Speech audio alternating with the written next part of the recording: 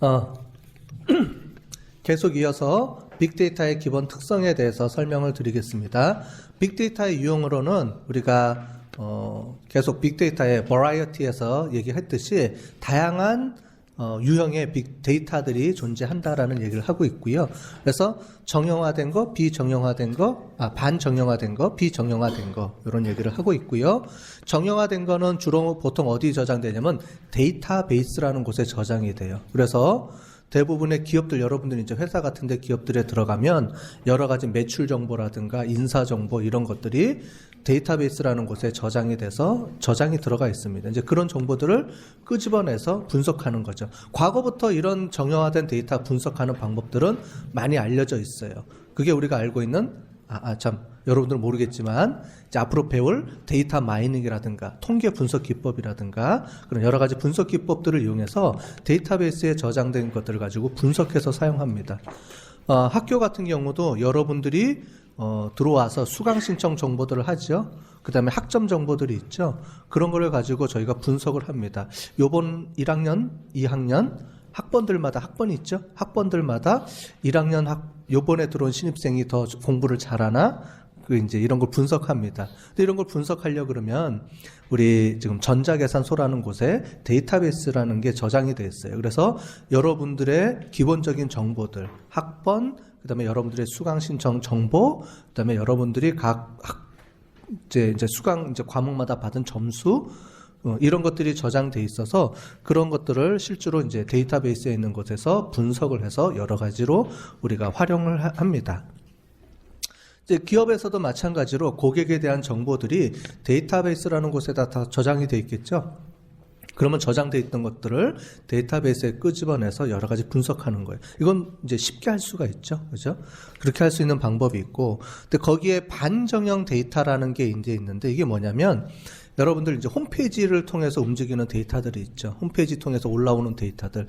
이런 데이터들은 데이터베이스에 저장된 게 아니고 흩어져 있는 여러 가지 이런 데이터들이 있는데 그런 데이터들을 얘기하는 겁니다. 그래서 XML 또는 HTML 이게 홈페이지를 구축할 때 쓰는 여러 가지 프로그램들이거든요. 스크립트 언어들인데 이런 것들을 통해서 홈페이지에 여러 가지 저장되어 있는 데이터들이 있어요. 그런 데이터들을 우리가 반정형 데이터라고 우리가 부릅니다.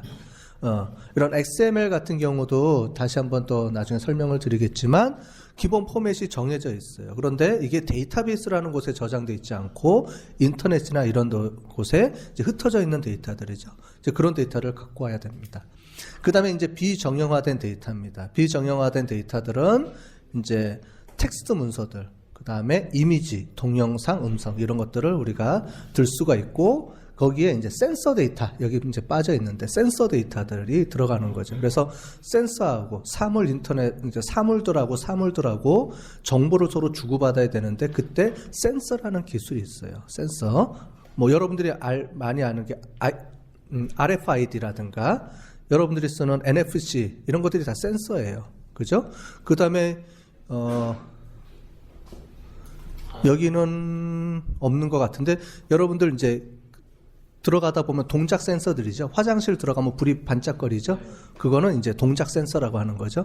이런 센서들은 어떤 기계 장치가 우리의 움직임이라든가 여러 가지를 파악해서 서로 데이터를 주고받고 이렇게 해줄 수 있는 겁니다. 그러니까 사물들하고 연결해주기 위한 센서들이 다 존재하는데 그런 센서하고 센서들끼리 데이터들이, 그러니까 사물 인터넷들이 정보를 서로 주고받으면서 그런 정보들을 분석할 수 있게 되는 거죠. 그런 비정형화된 데이터들이 이제 움직이게 된다라는 거고요. 그래서 이런 비정형화된 데이터들이 보통 시간하고 볼륨에 대한 그림을 가지고 나타나는 건데 비정형화된 데이터들이 양이 더 많죠. 그죠? 과거에 정형화된 데이터들은 양도 적고 이런데 이제 비정형화된 데이터들은 양도 많고 이제 훨씬 더 다양해지고 이제 그렇게 된다는 얘기입니다. 그래서 빅데이터의 유형에 대해서 이제 볼륨 3V에 대해서 설명을 좀 계속 하고 있어요. 그래서 데이터가 과거에 비해서 이제 규모가 점점 더 증가하고 있다. 그래서 제타바이트 시대로 이제 접근하고 있다라는 얘기를 하고 있고 다양한 거 로그 기록들 로그라는 거는 여러분들 이제 홈페이지에 접속을 하게 되면 누가 언제 들어오고 어떤 것들을 방문했는지를 쭉 기록에 남아요. 여러분들이 학교 홈페이지든 아니면 회사 홈페이지든 어느 홈페이지에 들어가면 여러분들 접속한 IP라는 게 있어요. IP라는 건 이제 인터넷 이제 주소인데 여러분들 컴퓨터 주소라고 보시면 돼요. 접속하기 위한 컴퓨터 주소인데 그 IP 주소에 따라서 기록들이 쭉 남으면서 여러분들이 주로 어디 많이 방문했는지 이런 것들이 나옵니다. 이제 이런 걸 분석을 통해서 뭘 하냐면 홈페이지 배치를 바꿔줘요. 아니면 홈페이지에 이런 게 있죠. 만약에 홈페이지에 그 퀵 메뉴 버튼 같은 거 알죠? 퀵 메뉴. 이제 그런 것들을 먼저 뭘 끄집어내느냐. 그러니까 사람들이 우리 홈페이지에, 우리 회사 홈페이지에 들어와서 뭘 가장 많이 보느냐. 근데 클릭해서 길게 들어가면 귀찮죠? 그러니까 그런 것들을 분석을 해서 사람들이 가장 많이 이용하는 메뉴를 제일 앞으로 퀵 메뉴라고 해서 뽑아놓죠.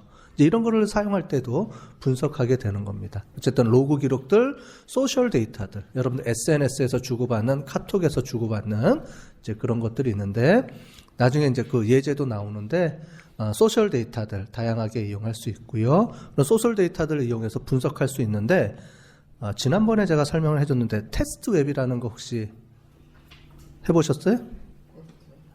텍스트 앱. 카톡의 감정을 분석해주는 어플이에요. 혹시 한번 해보세요?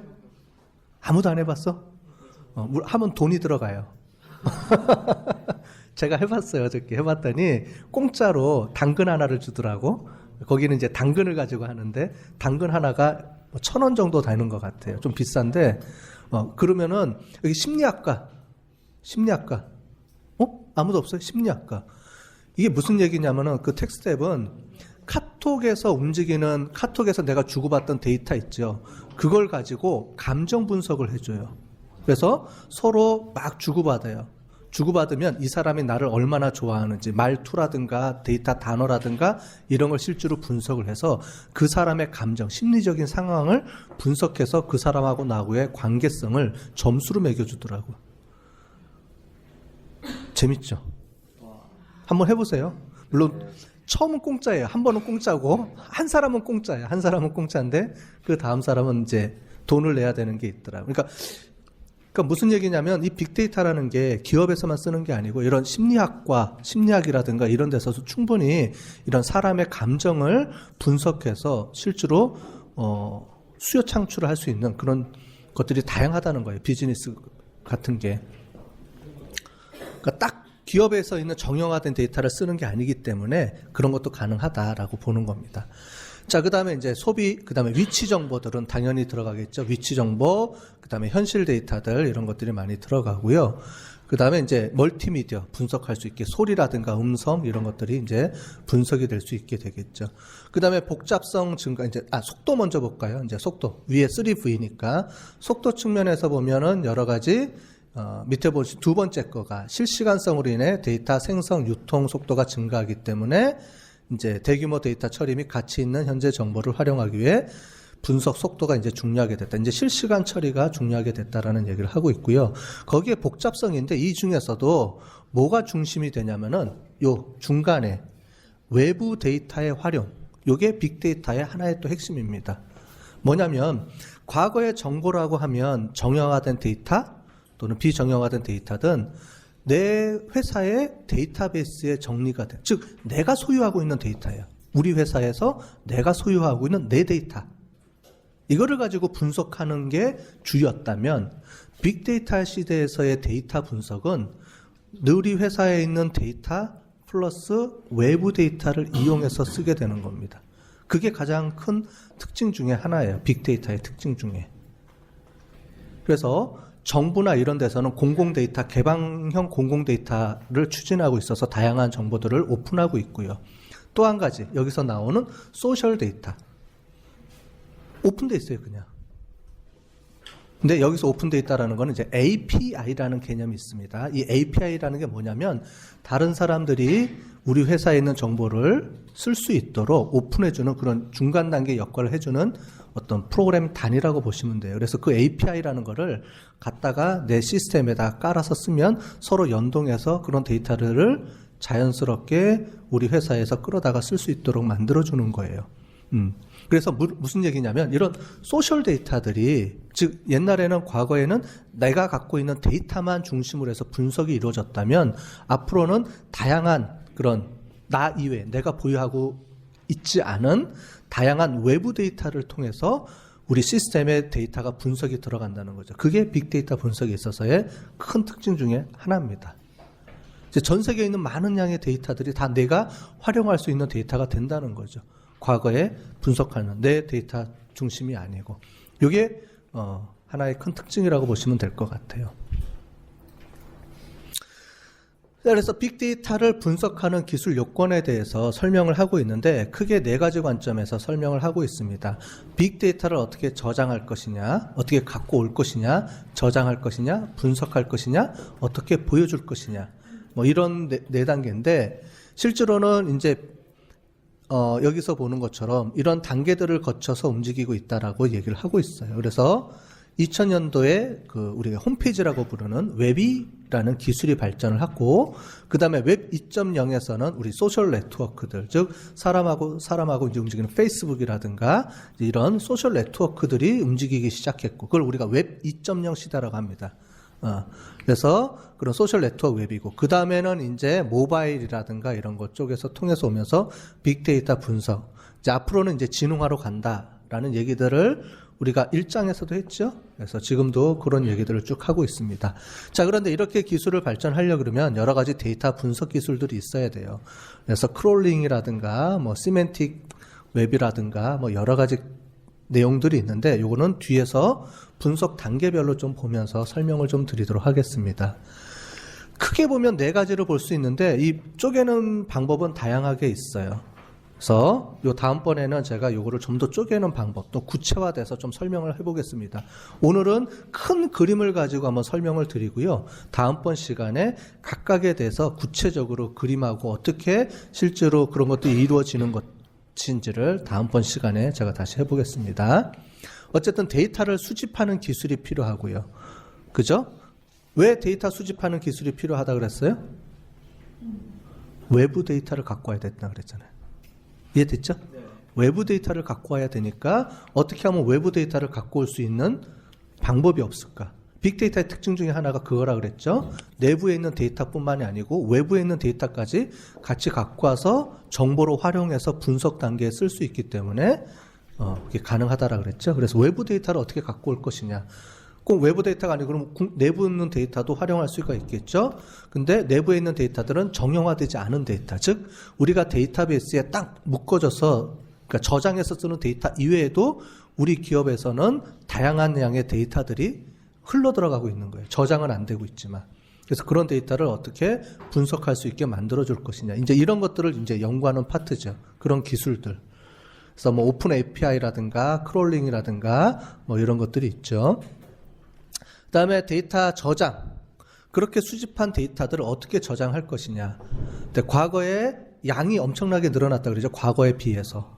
그러면 그 많은 양의 데이터들을 그럼 어떻게 저장하고 어떻게 분석 처리할 것인지 이런 것들이 필요하겠죠. 그런 기술들을 개발하기 위해서 나온 게 대표적인 게 이제 하둡. 코끼리 보이죠? 이제 코끼리가 나왔네 드디어. 하둡이라는 방법이 있고요. 그 다음에 NoSQL이라는 게 있어요. 근데 여러분들이 아마 지금 SQL이라는 걸 잘 모르기 때문에 SQL, NoSQL이라는 게 뭔지 잘 모르겠죠. 어쨌든 그런 기술들이 있다라는 거를 우리가 보고요. 그 다음에 여기 보면 DBMS. 이거는 이제 기존에 우리가 정형화된 데이터를 저장하는 데이터베이스 이름을 그 관리 시스템을 우리가 DBMS라고 부릅니다. 이런 부분들은 좀 제가 다음에 또 구체적으로 설명을 해드릴게요. 그 다음에 이렇게 저장된 데이터들을 어떻게 분석할 것이냐. 이제 분석 기술이 이제 들어와야 되겠죠. 그래서 여기에 이제 다양하게 우리가 얘기하는 데이터 분석 기법들, 통계 분석 기법, 아까 전에 데이터 사이언스 측면에서 연구하는 것들이 있죠. 평균, 표준 편차, 그 다음에 뭐 회귀 분석, 그 다음에 여러 가지 분석 기법들, 그런 통계 분석 기법들이 있고요. 로지스틱 회귀 분석. 이런 것들을 우리가 한 번씩 다 해볼 수는 없고 실습을 하기는 어려우니까 실습은 주로 2, 3, 4학년 올라가면서 제가 과목별로 들어갈 거고요. 여기서는 어떻게 하는 건지 그런 방법이 뭔지에 대해서만 뒷부분에 가서 좀 설명을 해드릴 거예요. 네, 그런 통계 분석 기법들, 그 다음에 데이터 마이닝 기법들, 그 다음에 그 이외에도 여러 가지 분석 기법들이 있어요. 텍스트 마이닝도 있고 뭐 그런 분석 기법들에 대해서 요즘 나오는 그런 것들을 좀 조사를 할 거고요. 거기에 관련돼서 쓰는 여러 가지 이제 기법 그 도구들이 있어요. 가장 많이 쓰는 게 R이라는 게 있어요. 요즘 R 프로그램이 있습니다. 그 통계 분석 기법 할 때 요 R도 있고요. 그다음에 하이브 이런 게 있는데 뭐 대표적인 게 R입니다. 그 다음에 또 한 가지 이제 빅데이터의 특징 중에 하나가 이런 것들이 분석해서 나온 결과를 그림으로 잘 표시해 줄 수 있다는 거예요. 지난번에 우리가 클라우드 봤죠? 우리가 데이터 워드 해서 가운데 글씨 있으면 그 글씨의 크기에 따라서 이렇게 보여주는 거 있었죠? 그 이외에도 여러 가지 대표적인 기법들이 많이 있습니다. 가장 대표적인 게 여러분들 차 타고 다니면 내비게이션 보죠? 내비게이션에 보면 내비게이션에 빨간색, 파란색, 초록색 혹시 보셨어요? 빨간색은 길이 막혀져 있다는 거예요. 운전을 안 해서 모르죠? 혹시 부모님들 차 타고 다니거나 누구 차 타고 다니면 내비게이션을 보시면 초록색으로 되어 있는 게 있어요. 초록색은 길이 뻥 뚫려 있다는 거예요. 그 다음에 주황색은 길이 약간 막혀 있다. 빨간색은 꽉 막혀 있다 이거예요. 이제 그런 걸 보면서 이제 저 같으면은 이제 집으로 가거나 아니면은 여러 가지 이제 이동을 할 때 미리 내비게이션을 틀어가지고 이제 봅니다. 여러분들은 차가 없어서 아직 모르겠구나, 그죠? 그래서 T맵이라든가 이런 내비게이션이 있어요. 그래서 그거를 보면 그 안에 여러 가지 그 색깔들을 이용을 해서 길이 막히고 뚫렸는지를 보여줘요.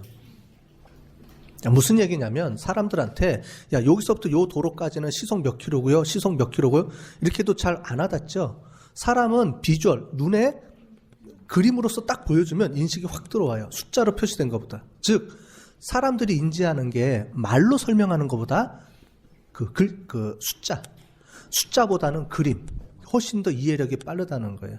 여러분들 책을 보면 책에 글씨 많은 거 싫죠? 그죠? 그래서 책을 볼 때 소설책 말고는 글씨 많은 거 싫어요. 그래서 원래 책을 쓸 때도 한 장에 표나 그림을 하나씩 있어야 돼. 그래야지만 읽기 쉬운 책이에요. 이해되셨어요? 표나 그림은 말을 정리해서 요약해 놓은 거잖아요. 그죠? 그래서 표나 그림이 책에 항상 꼭 있어야 돼요. 그래서 우리 같은 사람들은 책을 잘 썼다 못 썼다의 기준은 책을 넘기면서 여기 표 맞네, 그림 맞네 그러면 이 책은 좋은 책. 그다음에 이거 글씨만 빡빡하네 그러면 이건 별로 안 좋은 책. 이렇게 진짜라니까 진짜로 그게 있다니까요. 그렇게 분석하는 게 있어요. 이걸 개념화라 그러죠. 개념화라고 하는데 그 개념화의 가장 대표적인 게 비주얼라이제이션, 이렇게 표나 그래프로 그려주는 게 필요하고, 이 표나 그래프를 데이터를 가지고 색깔이라든가 이렇게 비주얼하게 만들어주는 도구들이 지금 많이 만들어져 있다는 거예요. 그래서 그런 도구들을 이용해서 화면에 뿌려줄 수 있도록 만들어주는 그런 기법들이 많이 발전해 왔다. 그것도 하나의 빅데이터의 큰 기술 중에 하나로 우리가 되고 있습니다. 그래서 총 4단계인데 이게 더 5단계, 6단계, 7단계 막 분리가 돼서 다양하게 이게 더 쪼개기도 하고 그렇습니다. 일단은 이 책에서는 4가지로 이제 분류가 되어 있기 때문에 4가지를 먼저 설명하고요. 우리가 다음에 5단계, 6단계 이렇게 분류되는 것을 좀 더 구체적으로 좀 보도록 하겠습니다. 자, 빅데이터 기술 여건 중에 첫 번째 단계입니다. 데이터 수집 단계라고 하는데, 수집 단계에서는 이제 오픈 API라는 게 있습니다. 이 오픈 API라는 게 무슨 말이냐면, 아까 전에 말씀드렸듯이 페이스북이나 이런 이 소셜 네트워크 기관이라든가 이런 데서는 API라는 게 있는데, 이 API라는 게 뭐냐면 여러 가지 이제 공개된 소프트웨어 툴이에요. 그래서 그거를 사람들한테 오픈을 하면서 이 오픈 API를 이용해서 내가 그걸 개발할 수도 있고요. 접속해서 그쪽하고 연결해서 쓸 수도 있어요. 그렇게 만든 게 이제 API라는 건데, 컴퓨터 용어인데, 그렇게 해서 오픈해 놓으면 모듈을 만들어 놔요.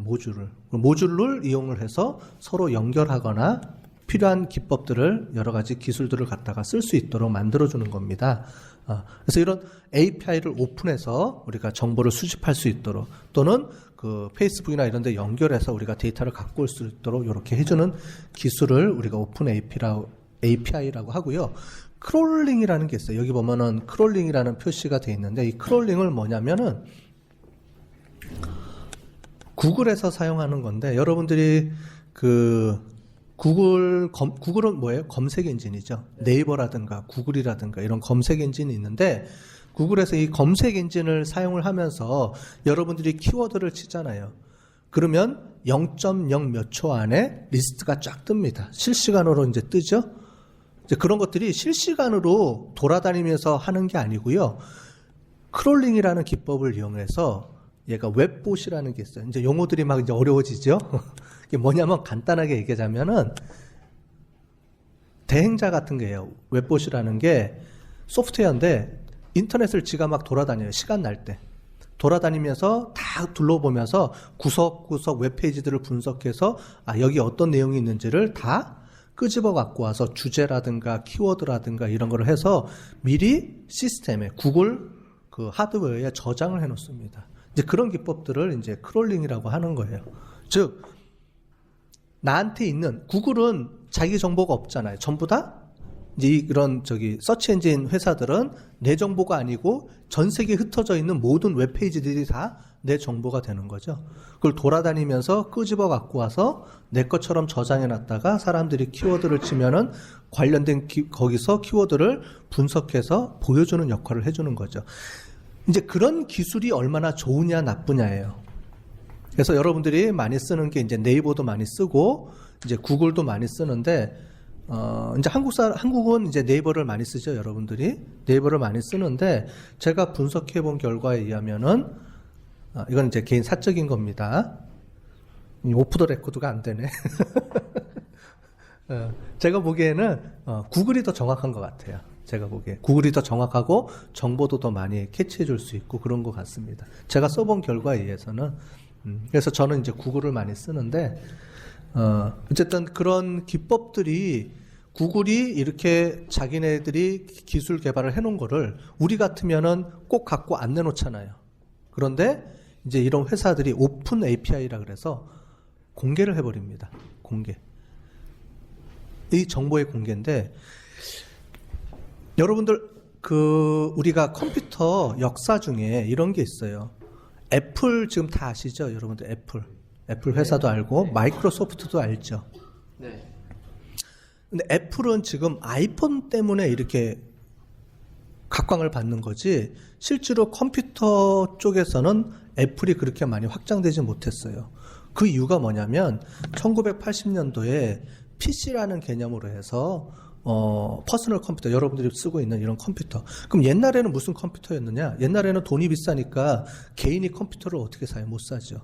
그래서 컴퓨터 큰 거 한 대를 만들어 놓고 거기에 내가 접속해서 키보드만 갖고 가서 접속해서 붙여서 쓰는 거예요. 이런 개념이에요. 이런 개념. 즉 개별적으로 PC를 갖고 있는 게 아니고 기업에서 있으면 거기 가서 내가 임대해서 빌려서 쓰는 거예요. 사람들마다. 이제 그런 개념에 있다가 80년도에 이제 PC라는 걸로 이제 넘어가면서 PC 시대가 확 붐이 일어났는데 그때 여러분들이 보는 이런 화면을 우리가 윈도우 화면이라 그래요. 아이콘 있죠. 아이콘 클릭하면 뭐가 실행이 되죠.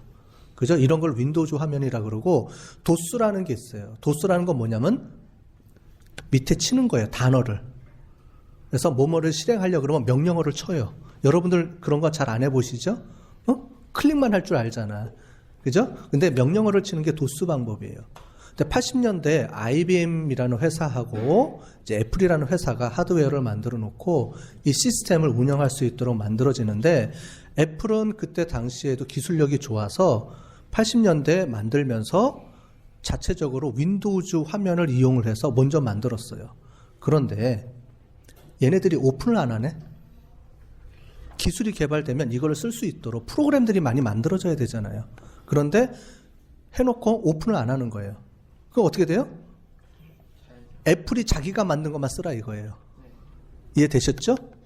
그런데 IBM이랑 마이크로소프트사는 어떻게 전략을 취했냐면 오픈을 한 거예요. 그래서 IBM이 하드웨어를 만들고 그 하드웨어에 마이크로소프트사가 소프트웨어를 해서 윈도우즈. 옛날에는 도스라 그랬어요. 그 도스니까 여러분들 타이핑하는 거하고 클릭하는 거하고 뭐가 더 좋아요? 클릭하는 게 더 좋죠. 그래서 애플이 훨씬 더 기술력이 앞서고 더 좋았어요. 그런데 애플은 오픈을 안 하고 자기가 꽁 끌어안고 간 거고 IBM하고 마이크로소프트사는 오픈을 했어요. 그래서 우리가 하는 운영체제라고 그러죠. 운영체제. 이 운영체제를 만들어가지고 그거를 모든 사람들한테 공개, 오픈한 거예요. 이게 오픈 API 같은 개념이죠. 오픈을 해서 거기에 오픈 API, 그러니까 그 윈도우 시스템에다가 자기네들이 개발해서 붙이면, 왜냐하면 소스 코드가 뭔지를 알아야, 프로그래머들은 소스 코드가 뭔지 알아야 거기에 붙여가지고 여러 가지 프로그램들을 개발할 수 있거든요. 근데 그걸 오픈을 한 거예요. 그러니까 어떻게 돼요? 사람들은 이쪽은 더 좋은데 쓸 게 없는 거예요. 여러분들 컴퓨터 했는데 컴퓨터에 윈도우만 깔려 있다고 생각해 보세요. 말 그대로 윈도우만 깔려 있어. 그럼 쓸만한 게 쓸 게 없죠. 좋긴 하지만 뭘 쓸 수가 없잖아요.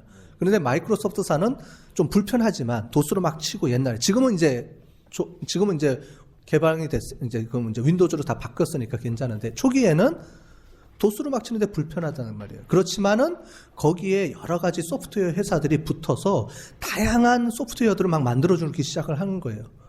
그러니까 컴퓨터를 이용해서 내가 다양하게 많은 것들을 할 수 있어요. 게임도 할 수 있고요. 뭐 다양하게 할 수가 있잖아요. 그러다 보니까 이 PC 시장에서 이제 애플이 확 죽어버리고 더 좋은 기술을 갖고 있지만 오픈을 안 해서 죽어버렸고, 그 다음에 MS사가 IBM하고 MS사, 특히 소프트웨어 쪽에 그냥 각광을 받기 시작하면서 소프트웨어가 더 확 뜨면서 MS사가 이렇게 성장할 수 있게 된 배경이 된 겁니다.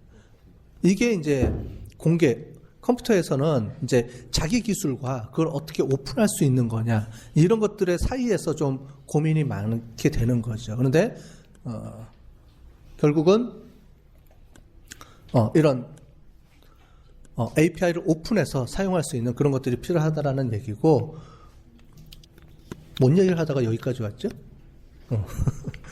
어쨌든 크롤링이라는 거는 이제 구글에서 이제 그런 것들을 이제 만들어서 그 웹봇이라는 걸 만들어서 이제 인터넷을 돌아다니면서 움직여서 쓰게 되는 이제 그런 역할을 했다라는 거고요. 그 다음에 이제 API를 오픈해서 쓰는 여러 가지 그런 것들이 만들어지고, 이제 페이스북, 다양한 이제 그런 업체들하고 소셜 네트워크 기업들이 그런 것들을 다 API를 오픈해서 많이 씁니다. 그래서 그런 걸 가지고 이제 응용해서 쓸 수 있도록.